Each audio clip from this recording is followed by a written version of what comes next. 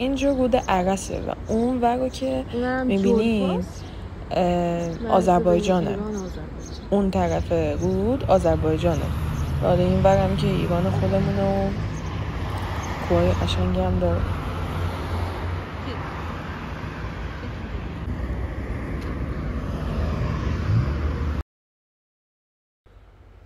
برای اینکه برسیم به کلیسا باید از بین کوه‌ها رد بشیم و یه سربالایی رو طی کنیم، چون که کلیسا دقیقاً در قلب کوه‌ها درست شده و اینطوریه که توسط کوه‌ها دور تا دورش پوشیده شده و بین طبیعت خیلی زیبا و کوهستانی 17 کیلومتری جلفا که همون جلفا حساب میشه قرار داره و خیلی طبیعت خوشگلی داره، مخصوصا توی همین بهار و هوای بارونی و خیلی طبیعتش خوشگله.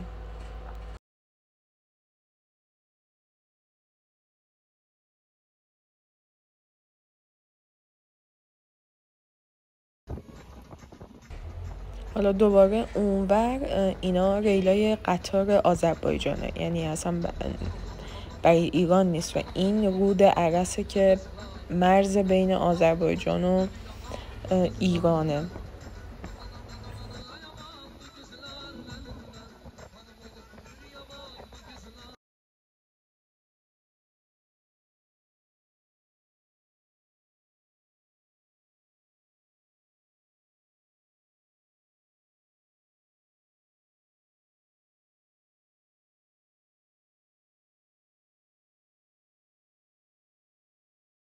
خب تقریبا رسیدیم به کلیسا. اینجا ماشینا رو پارک کردن و میریم سمت ورودی کلیسا و اینجا هم ورودی کلیساست. حالا اینم یه بنریه که توضیحاتی داده در مورد کلیسا که همون اولش گذاشتن. آب آشامیدنی که گذاشتن اونجا خیلی بال درست کردن و قدیمی طوره و این آب از چشمه نزدیک کوه داره میاد.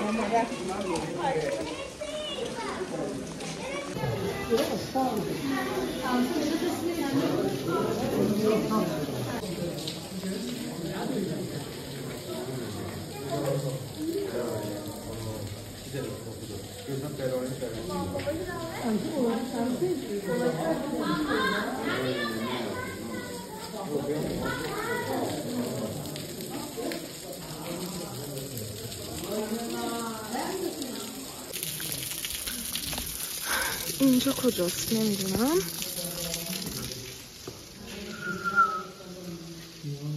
That is here. بگم من Such a beautiful. اینجا طویله است دوستان، طویله.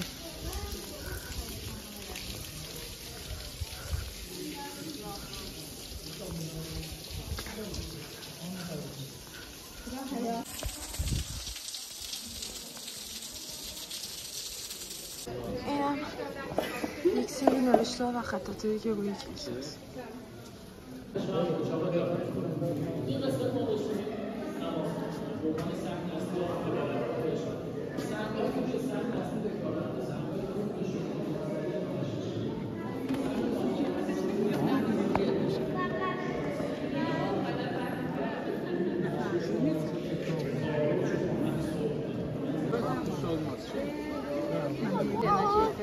آقا من چرا تو عکس نیست؟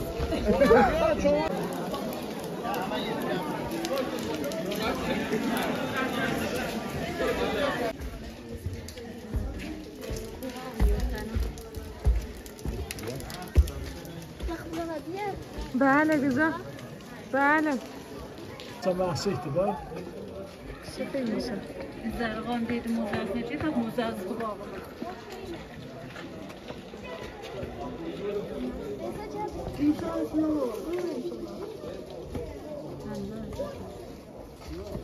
یا مسیح من اومدم اینجا دست خالی منو رد نکنی یا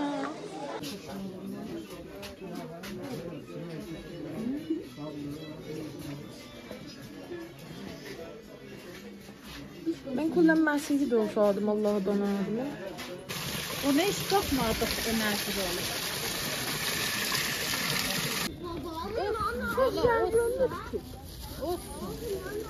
Ben görüşümü verdim sana. Ben zah vurmuyorum ki, ben siz zah vurursunuz da. Ha, orada. Düştü.